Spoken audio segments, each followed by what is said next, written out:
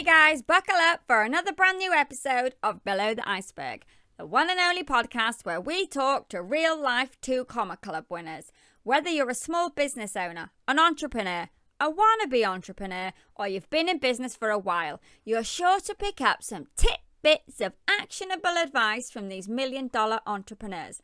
Now, if you're new around here and you don't know what a 2 Comma Club winner is, it's where somebody has built one funnel inside the ClickFunnels software and they've sold $1 million through just that one funnel, which is an absolutely fantastic achievement.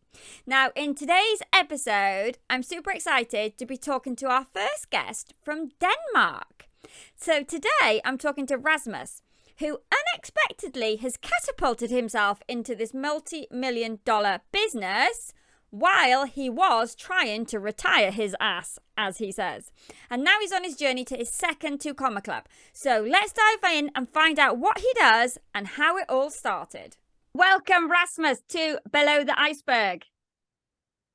Thanks for having me. Awesome achievement on getting a 2 Comma Club award. Mm-hmm.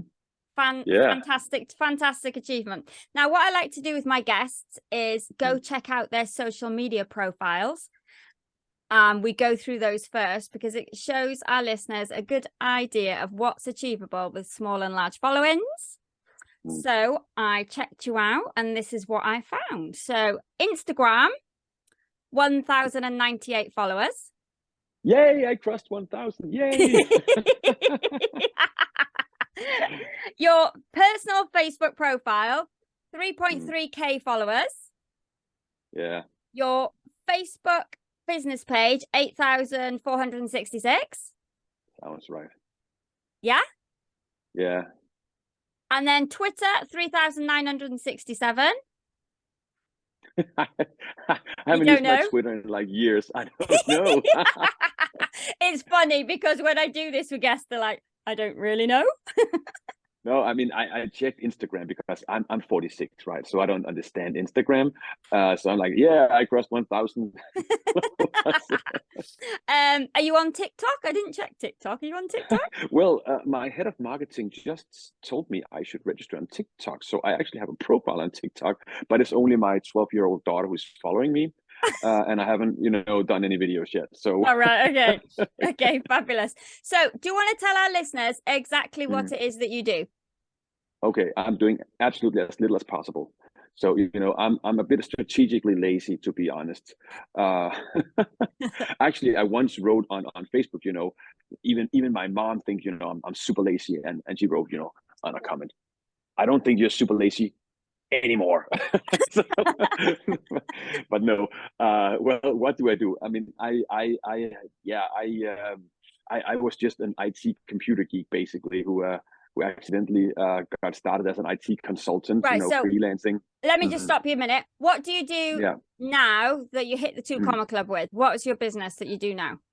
Yeah, the 2 Comma Club award is for a 12-week mentoring or coaching program where we help only entrepreneurs in Denmark, mainly who are selling hours, migrate into selling group programs. So that's the coaching program that we got the 2 Comma Club award for. But let me just say that it took like 5 years for the first award, and 1 year for the second one. So when people see you got an award for something, you often tend to forget that it took like ages to get it. But I have this company now where we are about 8 people on the team where we have different coaching programs, mainly helping entrepreneurs who want to go from selling their time for money into doing group programs of some sort. Basically, that's all right. Okay, so you've got 2 Comma Clubs. Well, I did get the second one, but then the currency rate to dollars actually right. I've done it in Danish kroner. Yeah. But then when I had to apply for it, the dollar amount was actually, the currency rates had shifted in, so I couldn't apply for it. But we did, no! Yeah. But I mean, someone said, oh, just include the tax that you have to acquire as well. We have to do tax on top. We have like 25% sales tax in Denmark. So if I just included the sales tax that we've done the two. So I have it on the to-do list. I should probably check it right now because I think we can apply now. But Oh, right, okay. So I'm usually saying I have 1.5. So what type of funnel? Are they two different funnels or the same one? Yeah, it's two different funnels. The Okay. first one is more like an application funnel style. So because when I was selling my 12-week program, it was like it's costing a little bit. Well, you're raising your prices obviously over time. Over 5 years, I've raised my prices, right? Right. So that was an application funnel, mainly because my background is I'm really good at webinars, apparently. So a lot of the stuff was like webinars into some kind of application. So I would say an application funnel combined with some webinar. Oh, right, okay. That's the So story part of it. So they came to the free webinar, and then at the end of the webinar, your call to action was getting them to You can apply. you can apply. Yeah, you can apply for it. You sold them on the call, then, did you? Yeah, that's basically it, right?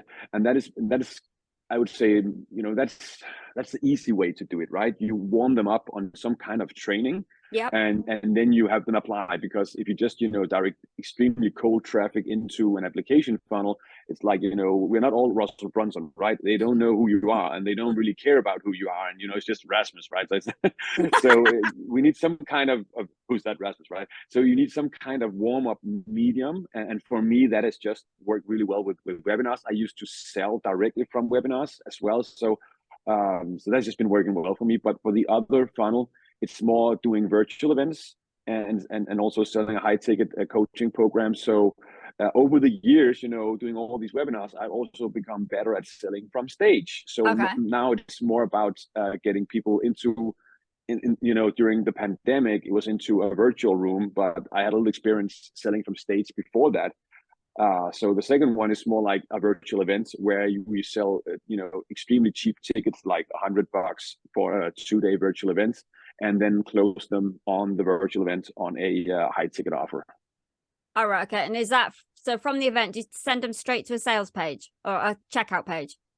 The event, when it's a virtual event, we typically we go through the application call as well. But the difference from the first funnel is that when you normally do an application funnel, you don't really reveal the price or the product. You just, hint the product and never mention the price, because let's face it, if you say it's 10 grand, right? People say, that's a lot of money, right? And they don't book the call. Right. So the difference from a typical application funnel is it's more like, trying to get the right people on the call. And if it's the right fit, you make them an offer, right? Yeah. On the event funnel or the virtual events that we're doing, it's, we show them the entire stack. We give them, we show them the full product and the price and everything, and then have them apply, and since that we're doing that, we are getting, I would say, warmer leads. Right. It's not so much it's an application funnel still, right? You have to apply, but yeah, it's they're much warmer because they know the product, they know the price. It's more like, do we want to work with you? Basically, that's from our perspective, right? So that is the difference, I would say, with because with a virtual event we have them for 2 full days, right? And we can condition them better than just a 1-hour webinar. So yeah, so that's how are you filling your webinar when you're doing the webinar funnel? How are you filling it with people? Yeah, I mean, it was good you took a look at my social profiles, because it's not that way. I mean, you have to understand from my perspective. I started with doing programs in English. Actually, I've also written, had a ghostwritten book in English, right? And I did online courses in English as well. And I had this blog. Okay, Polly, had the best blog ever. It was called retiremyass.com. I hope I can say that.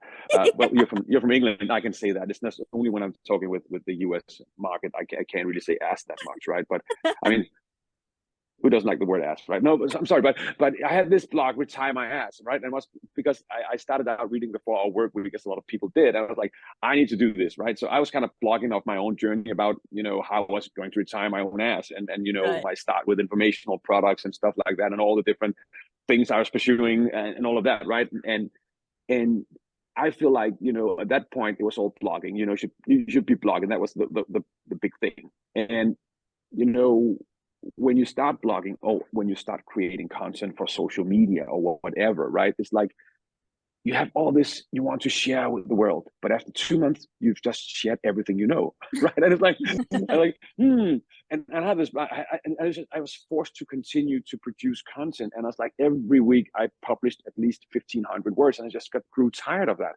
So when I changed direction and I went into the Danish market because that was my home market, I was like, I don't want to publish anymore. I don't want to blog anymore. I don't want to, and then social media happened, right? Even more than it was back then. And I didn't want to publish all the time. So for me to generate traffic has mainly been about paid traffic. That was kind of just my temper, I have a background in IT. So the whole thing about I could see my return on investment, that if I invested, $1 here, I would make $10 over here. That was just, it was so much easier for me because I've grown so tired of just posting all the time. And that's also why I'm not posting that much on social media and not really generating. Maybe I could leverage my social media much more than I'm doing right now, but I'm just not doing it because it's just, I was so filled up with producing all the time from those years of blogging that it was like kind of a value of mine, that it was kind of a rule of mine. I didn't want to publish, basically. And I know that's probably totally counterintuitive to everything that people are saying, but it was much easier for me to basically just, run ads to a webinar, sell them something. And when I did more higher ticket, it was more like, run ads to a webinar, book them on a call, right? So it was. So what ads were you running? What platforms were you running ads on? Mainly Facebook, to be honest. And it's only now that we're starting to differentiate between channels. And that's only because I've hired a head of marketing now, because with me doing the whole thing, right? Then you can't be everywhere. You can't be good at Facebook ads and YouTube ads and TikTok ads and LinkedIn ads or whatever, right? So for me, it's always been about Facebook. So I just, threw myself over, Facebook ads, but it's only beginning now that my head of marketing has told me to create a TikTok profile, right? And we also want to try out YouTube ads, so that's probably what's coming next now. Also, we're seeing increasing lead costs across the board this past year after 2021, right? So so mainly Facebook ads. That has been my were you sending them straight to a webinar, straight to opt in for the webinar? Yeah. And did you have any Facebook group or anything like that? I have some Facebook groups, but I'm not really leveraging. And I have some, but I'm really bad at using them. So I have some. I have one group with 3,000 people in it, and I've started a new group with 1,000 people around that. But that was because I wanted to test a strategy that I learned. But the whole organic thing is you have to spend so much time. So this past year, to be honest, it's been frustrating because I've tried to hire a setter and a new closer and getting the organic work, but it's been so frustrating trying to train a team and everything. And every time I fall back on a webinar, every time I have to do something, it's like, okay, let's just run some paid traffic to a webinar and sell them something, or book some calls. Basically, that has been my entire business. You only need two things in a business, really, right? To simplify everything, and that is not just funnels and all that. Is all businesses. You need traffic and a converting offer, right? That's it. You need traffic and a converting offer, and sometimes it's a cheap or free converting offer, and sometimes it's a higher paid converting offer. And for me, those two has mainly been Facebook ads and a webinar. That's just, those two things have changed my life, to be honest. Okay. So the first 2 Comma Club, was it a goal to hit the 2 Comma Club, or did it just happen and then you went, oh, we've passed the 2 Comma Club? No, I mean, it's like a snail crossing a finish line, right? It's like, it took 5 years. It's just like, at some point you go, oh, I'm approaching. A couple of weeks more, I'm still approaching. So I mean, well, it wasn't a goal. I didn't set out to do that. It was more like, I can still apply for this, right? And it's so. And they just started looking at the numbers each day and approaching like a snail the finish line, approaching the finish line. So when it happened, did it pass you by and then you went, oh, we've passed it, or did you know it was coming? I could see it coming miles away, to be honest. So it's and it's only the second one I was a bit annoyed, because I was getting ready to apply for the second one, and it's like, oh, now we have this the war in Ukraine, and we have inflation hitting, and it was like, oh, dang, I mean, it's now the currency, because the Danish krone is following the euro, and you know, it's the Yeah. US dollar has kind of been risen, or I don't know how to explain, you know, Yeah, currency it's conversions, but gone really bad against the UK pound yeah. as well. So because I'm selling in Danish kroner, it's oh, I couldn't apply anymore, and then someone said, oh, you can just include sales tax. I'm like, no, Yeah. that's not.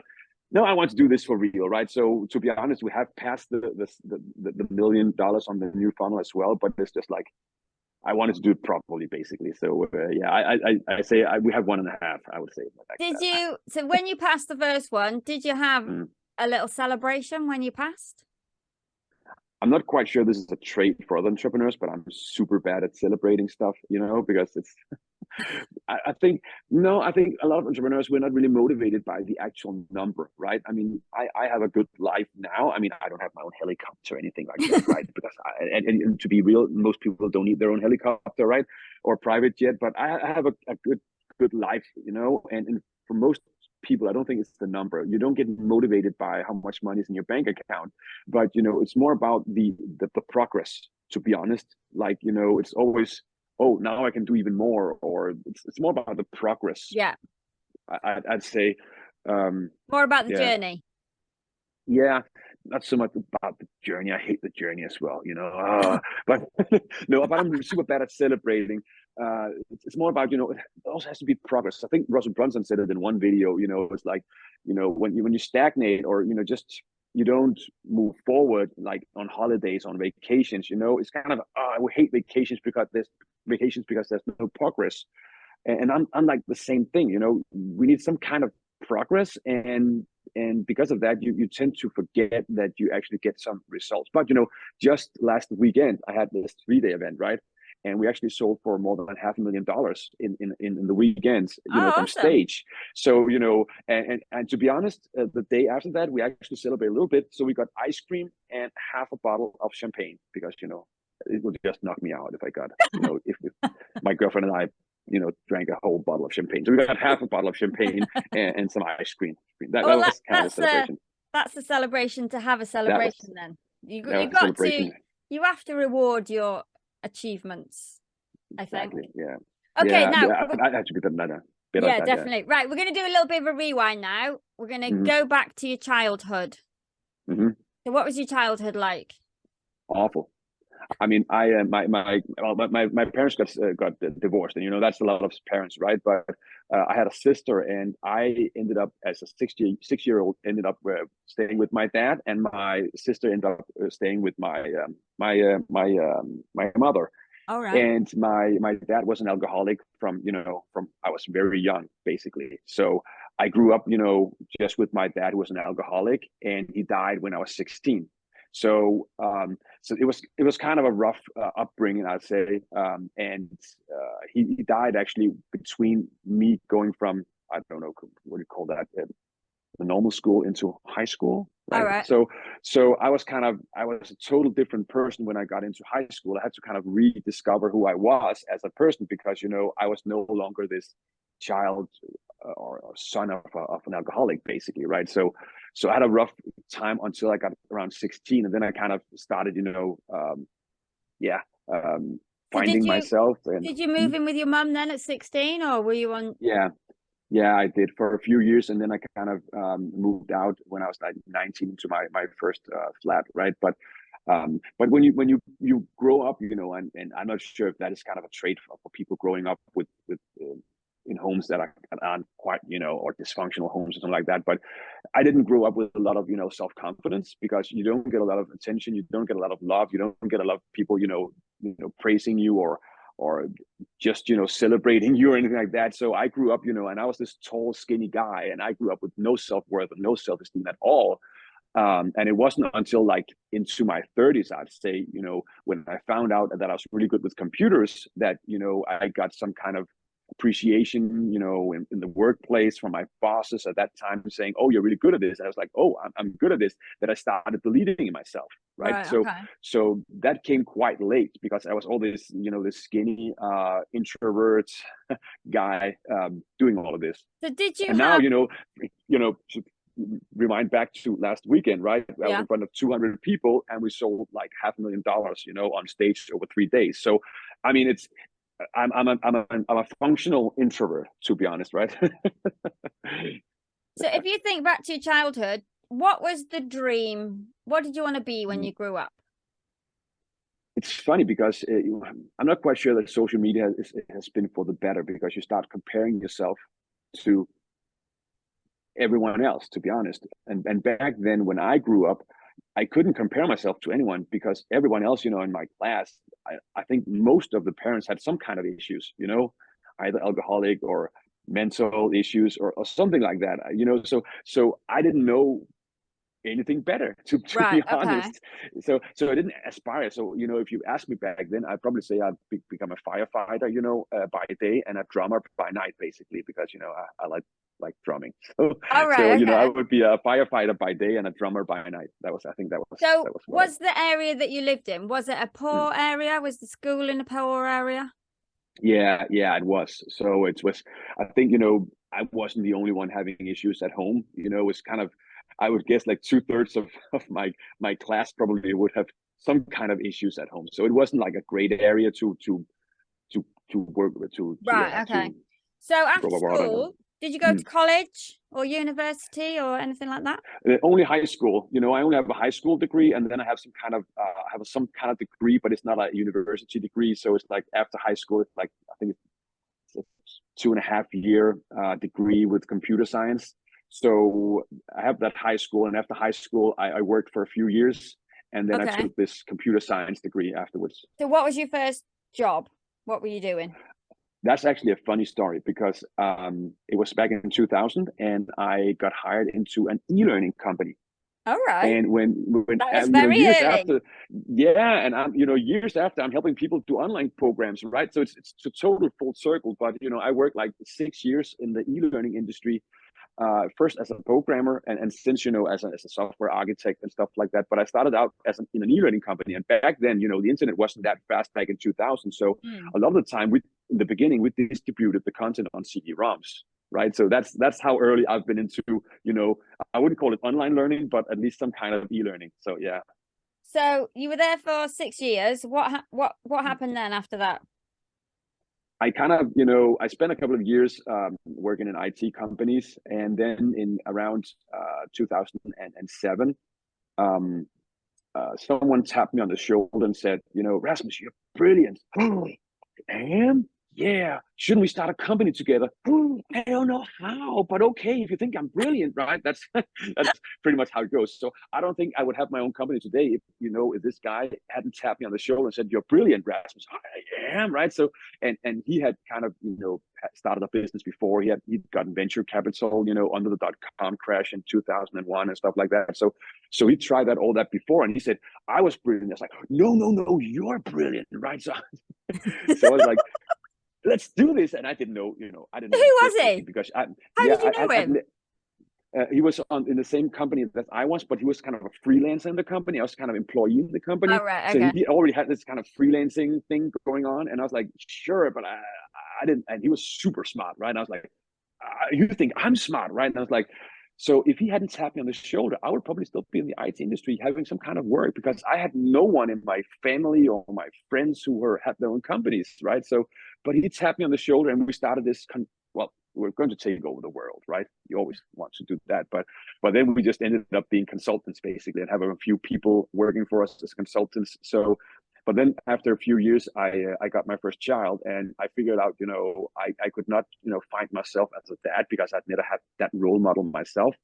So I could not find myself as a dad while I was working like 60 hours a week, right? So Right. so I basically sold the company back to my partner and said, okay, I need to figure out what to do here, and I can't do that while working in this company and being an entrepreneur like this, working 60 hours a week. So that was kind of what started my journey in beginning of 2010.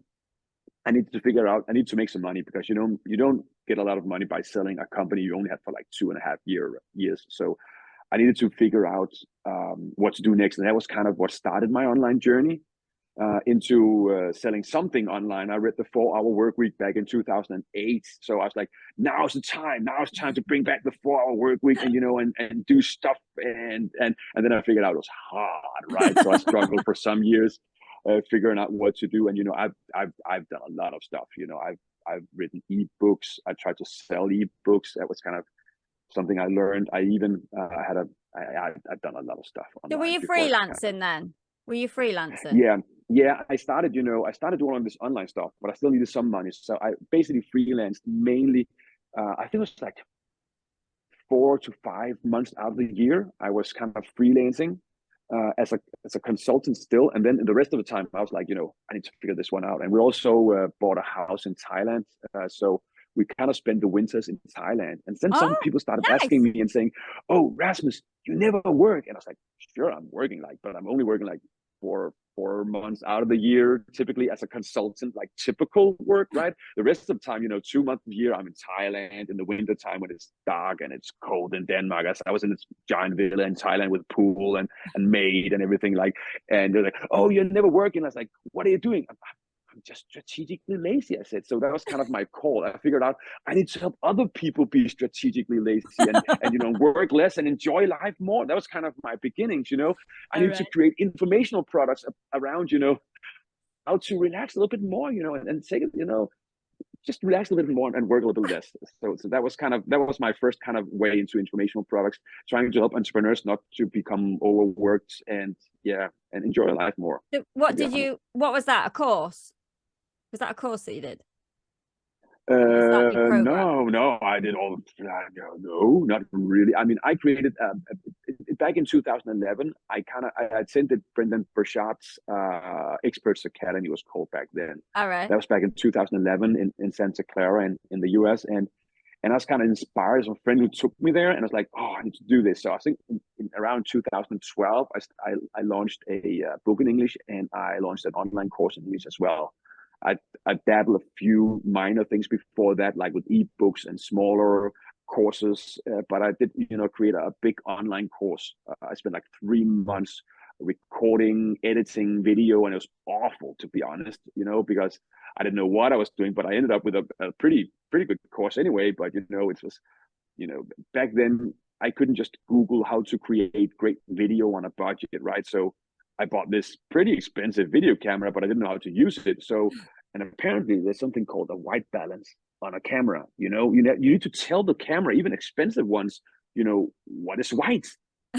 Today we have mobile phones that monkeys can operate, right? So I'm like, but back then you need to tell the camera, what is white, and I didn't know that. So I had this whiteboard, and I was drawing on the whiteboard, and to be honest, in the first couple of modules of the course, I called it the yellow board, because it was all yellow, because it wasn't white. My teeth wasn't white, they were all yellow, because I couldn't figure out how to operate the so that was my early beginnings. But I struggled. I spent like 3 months and put all my effort into this, how to basically work less and live more. And I didn't make that much money based on it, but I had my first clients on it.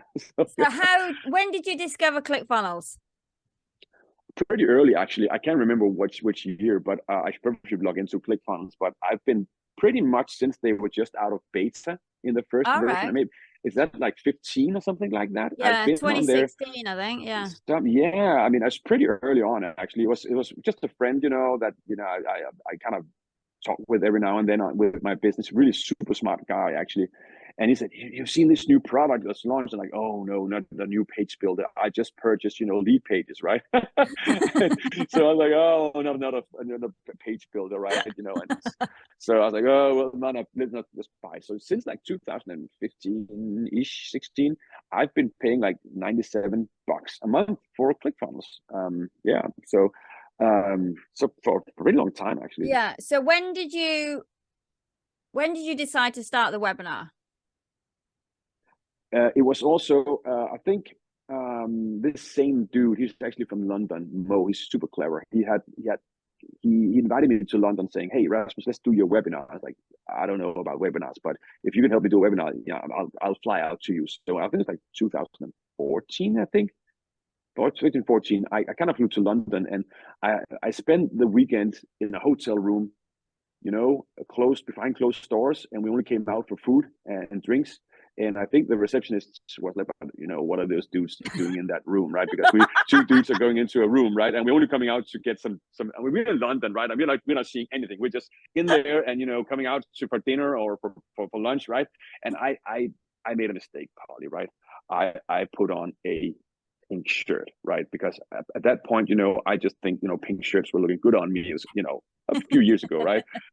So I was this, you know, tall, skinny dude in a pink shirt going into a room with this, you know, rather short Asian looking guy, and we were only coming out for food, right? So that was when I created my first webinar that was designed to sell. You know, we spent the entire weekend there, and I put the webinar on, and I didn't sell anything, to be honest. Was So it? kind of Were you recording it for an evergreen? No, it was supposed to be live, you know, and I've done most of my webinars have been live up to this state, because there's so much stuff going on. You know, when you're answering questions, you're basically, you know, replying to their limiting beliefs, you know, about buying their products. So I've done most of my webinars live, to be honest. We're only experimenting every now and then with some automated stuff, but still the live stuff is working better. So yeah, I mean, it's back then it didn't work out, but then I kind of fell over. What was the difference then? Why didn't that first one work out? I think it was because this guy, you know, it was his first time having to teach webinars that's sold to someone, and I was that guy in the pink shirt in that hotel room, you know. So after that, I kind of got inspired. Then I fell over Russell Brunson's Perfect Webinar, and I kind of tried to combine the two models, the two processes. I took, like, the way I'm doing webinars is probably 85% Russell Brunson, and then the last 15% is something I learned from other people that I kind of put in there, and then I tried to adapt it for the Danish market. So I started doing webinars Russell Brunson style mainly around 2015, I think, because when I had to do the strategy, at that point I was selling directly from the webinar. You know, I sold online programs directly from the webinar. And when I got to my 2016 strategy, you know, when you're doing a strategy for a year, you need to look back, right? And I was looking back on 2015, and I said, okay, what was working in 2015? And I realized every time, you know, oh, there's some revenue there. Okay. Oh, and there's some revenue there. Okay. What's happening there? Oh, I did webinars there. Oh, apparently. So my only strategy for 2016 was like, you know, I opened up, you know, Word, and I typed in strategy of 2016. I was like, do more webinars. And that was basically my strategy for 2016, you know, do more webinars. So over those years, I kind of refined my process for selling with webinars. Yeah. And then I started, you know, doing more, you know, also the 12-week coaching programs as well. So, yeah. So how did you move into doing like the live events? How did that come about? Vanity, I would guess. So, but it's like, you know, at some point, you know, I did some speaker training at some nonprofit, and I was like, oh, I'm the best speaker in the world, right? So, I probably wasn't, but I was like, but nobody's booking me, Polly. I mean, I'm super frustrated. I'm the best speaker. Well, not Bill and Tony, but, you know, just below Tony, okay? And I was like, nobody's booking me. Nobody's hiring me for speaking. I was like, I need to do my own stuff, right? So back in 2013, I was still doing stuff only in English back then, and I didn't have a Danish audience of any kind. But I did have an email list of around 5,000 people in the English-speaking market. And I knew there were a few Danish people on there, maybe like 7 plus my mom, right? So I was like, I'm doing this 2-day webinar in Denmark in Danish, right? And you know, I got like 23 people to get to a 2-day seminar. I was like, this is crazy, right? 23 people. And I was like, this is kind of Tony, you know, I'm just, you know, 10,000 short, but, you know, it's almost like Tony. I was like, this is crazy, right? Now it's the beginning. I could feel it, right? And that's in 2013, and I didn't actually in 14 again. It was like 32 people this time around, but I didn't sell anything in 13 and 14. So it wasn't until I started with the Danish market in 15, I was like, I need to sell something. And in September 2015, I basically I did this 2-day event again, and it was like 50 people in the room, and I sold something from stage for the very first time there. And you know, it was like 50 people in the room, and when I mentioned the price, and the price was only like, I think I set the price around $4,000, but it was my first time selling it, and I hadn't created the program yet. So I was like, because I need some accountability. I just sold it. I was like, you're getting it for half price, if you want to give me a testimonial afterwards, right? So it's like you get it at $2,000, and on my left hand side was this guy called, I'm not sure I should mention his name, but I still remember his name, Georgios, right? Georgios, so like this Greek immigrant kind of guy, and he had brought his wife, and I'm not even sure she knew Danish because she didn't say one thing over the 2 days. And the minute I said the price of $2,000, like, oh, that's a lot of money. And it was like 50 people in the room, so everybody heard him, right? Like, oh, damn! I mean, this is burning up. I'm not getting any sale, right? I was like, well, at least I tried, right? So, but then in the break, this woman who sat on my right side, she came up to me and said, Rasmus, I was kind of expecting you would kind of pitch something because I would do that. And I actually decided that I would buy whatever you sold even before I got here, before I heard you had a price or anything like that. And, I think it's cheap. I was like, yeah, my first client, right? Or my second client, something like that. It's like, so yeah, I mean, that was kind of my first experience selling my 12-week program that kind of started that 5-year journey, getting to the Two Comma Club award, basically. Yeah. That's awesome. So what do you think has been your biggest hurdle that you've overcome on the way now? My biggest hurdle. I think at some point I kind of stagnated in my business, I would say around what was making. I wasn't making 500,000. I was making maybe 300 to 400,000 US dollars, 300 to 400,000 US dollars. And I kind of stagnated. It kind of just grown steadily up until I hit that. And I think the whole thing about scaling beyond that requires a team of some sort, right? Right. And I've always told myself that I was the worst boss ever, because I hated being in corporate life. I hated having a boss, and I didn't want to be a boss. I didn't want to do meetings. I've done all of that in corporate life. So I think I was first off, I was too slow to hire the right people, Right. and also it's pretty difficult to hire the right people and keep them and train them and all of that. I tried to find a closer who could do my sales calls for a long time, because in the US you have a culture for selling over the phone. We don't have that in Denmark, so you can't just get someone who can close over the phone. I have to train them. So I think I had to go through like 4 different closers, and none of them could close. So and I apparently couldn't train them well enough. So it wasn't until like I had my right hand, it was actually like a PA at the time, my assistant at the time. She got on maternity leave, and then she got back from maternity leave. And I basically said, I'm sick and tired of selling. Here's the script. Here's, a bit of training on how to use the script, go sell. And she closed like 100,000 US dollars in her first month after coming back from maternity leave. I was like, oh, that went quick, right? So after that, it's like, oh, maybe this can work, right? But the whole thing about team, training a team, keeping a team, I think that's insanely difficult, to be honest. I have a really good core team now that, I have some people who've been with me for a long time. One of my coaches has been with me for like six years. I mean, but I think still it's hard to be that. And also, to be a good leader, as an introvert and, shy of conflicts and everything. So that whole thing it's been frustrating the entire time, to be honest. And I would just prefer it was just me, but I'm also motivated about progress. So I need to have something happen. So have you had a mentor along the journey that's helped you overcome things? I think I've had a lot of mentors, to be honest. This one guy that I spent, in a weekend in a hotel room with is still a close friend to this day. And, I still fly him in on my stage when I do events. I fly him in from London just to have him on stage for an hour, not because he's pitching anything, but because he's a super nice guy and super clever at what it is he's doing. And I have different mentors along the way. One of the biggest investments I made in 2001 to help me with virtual events, right? And I paid them more than 150,000 US dollars to help me do virtual events and selling from stage. So that's a reason why I just did $500,000 this weekend, is because I invested a lot of money into learning how to sell from stage, and I've practiced since 2015. So I've had different mentors along the way, and the good thing about making money in your business is you can invest a lot of it into your business again, so if I want to work with someone, I can just buy it now. And that is, Right.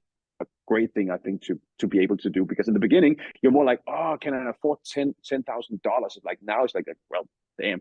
And right now, the next thing I'm going to invest in is someone who's charging $20,000 just for one day, Oh, and I can pay that because it's okay. My business is going great, and I have the funds to pay some guy $20,000 for a one day call, right? So, and for people not charging $20,000 for one day, you should know there are guys out there or gals charging $20K for just one day, and you don't know about them. It's not like it's Tony Robbins, like he's charging like $1 million for a day. It's just, I wouldn't say it's average Joes, but it's people who has some kind of skill set that I'm interested in learning. And if I can sit down with that person for one day and pay them 20 grand, for me, it's worth it. Right. So I've had different mentors. It's always about, what do I need to know right now in my business right now?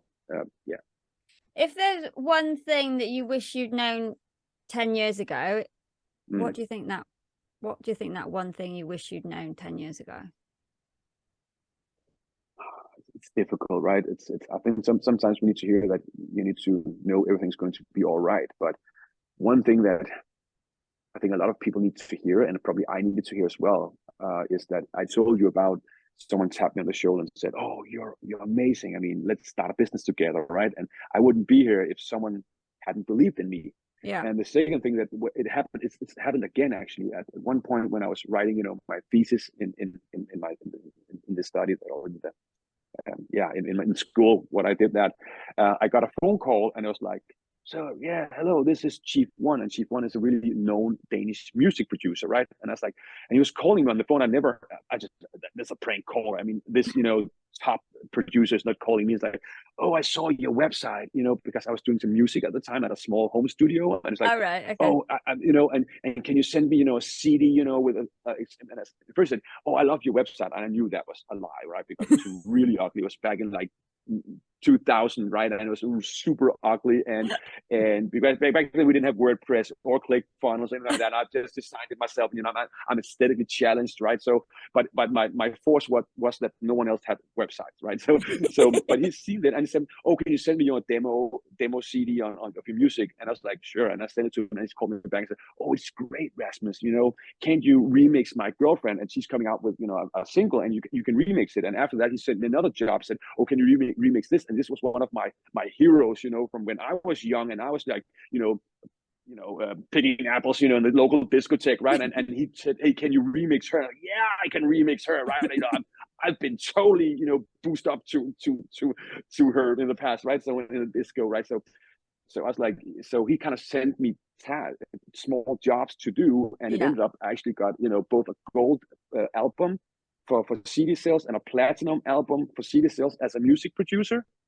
And I wouldn't be here today if he hadn't believed in me.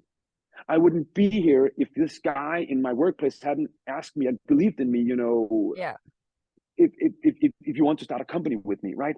So I'm only here because other people saw something in me that I didn't see myself. Right. Does that make sense? Yes. So definitely. if I had one piece of advice is like, surround yourself with people who see something in you. Everybody I should have known needs that a when I grew cheerleader. up. Yeah. Everybody needs somebody to boost them up. Yeah. Don't they? Okay. Do you have a morning routine that you do every day? I have 3 kids, that's my morning routine. So what does a typical day look like for you then? I still want to get some exercise, and I try to exercise in the morning, but it's sometimes a bit stressful with 3 kids, having to get them out the door, 2 of them in school, and one is only 3 years old. So it's like, so there's some kind of routine there, and I would love to be able to sit down, meditate for like half an hour, and write in my journal and stuff like that. But it's just chaos, so you can't do that. But I try to exercise, and when you have your own company, you can prioritize your time as you want to. So I want to exercise a little bit, like 2 to 3 times a week, basically. And I don't try not to work too much. My normal weeks up until this time, from when I started out, has only been working like 25, 30 hours a week, because to be honest, my kids are more important than my business, right? My business should only support the life that I want to live. So do I have a ritual? Yeah, I don't try not to work too much. That was why I started saying, I'm strategically lazy. I try not to work too much. And to be honest, now when the business is taking off right now, and we're trying to fulfill me selling like $500,000 this week, I'm probably working a bit more than 30 hours. But normal weeks, I tend only to work 25 to 30 hours. And to be able to be there for my kids, because I never had parents who were there for me. Right. So I try not to repeat that.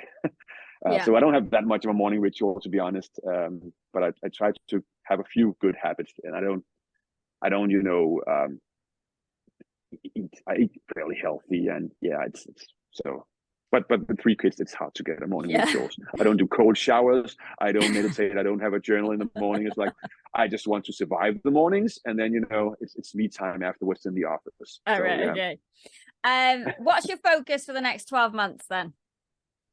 We want to scale. I want to double the revenue. So, we're around a little over $1 million in revenue these past years, and we want to go to around $3 million in revenue. So right now, it's mostly about setting the team and getting processes into the team and getting systems. Like we've got a CRM system now, right? I mean, we didn't have that a year ago, right? So it's getting systems, processes, and getting the team basically installed, so I can remove myself from operations, and I just have to be the dancing monkey, basically, right?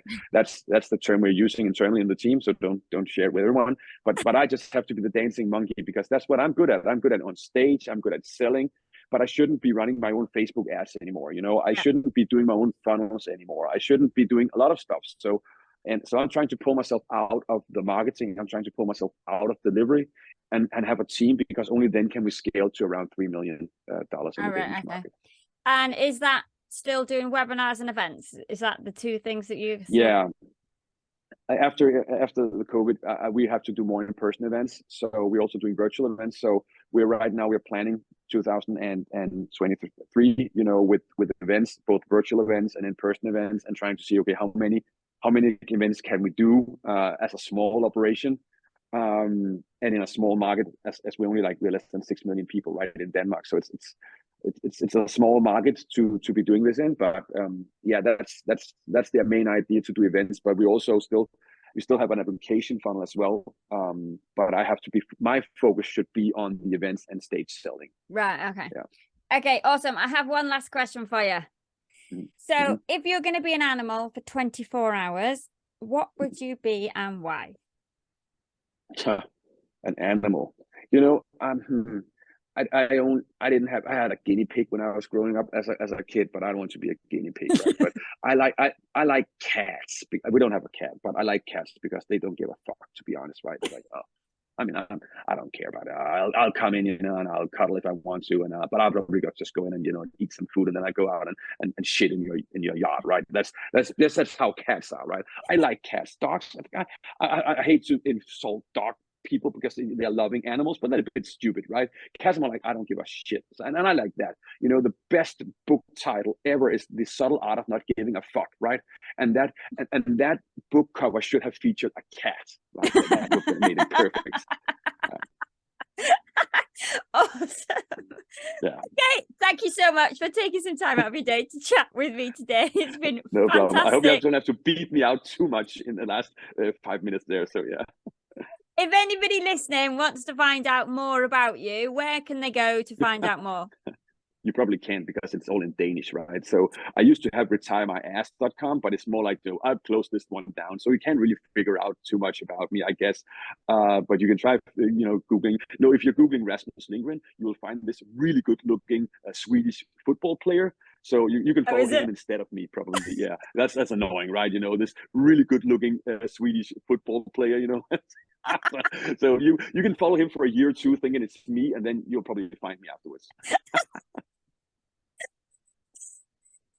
So much. Thank you for listening. I really hope you enjoyed today's episode. If you did, please take a moment to leave us a 5-star review and subscribe to the podcast on your podcast software.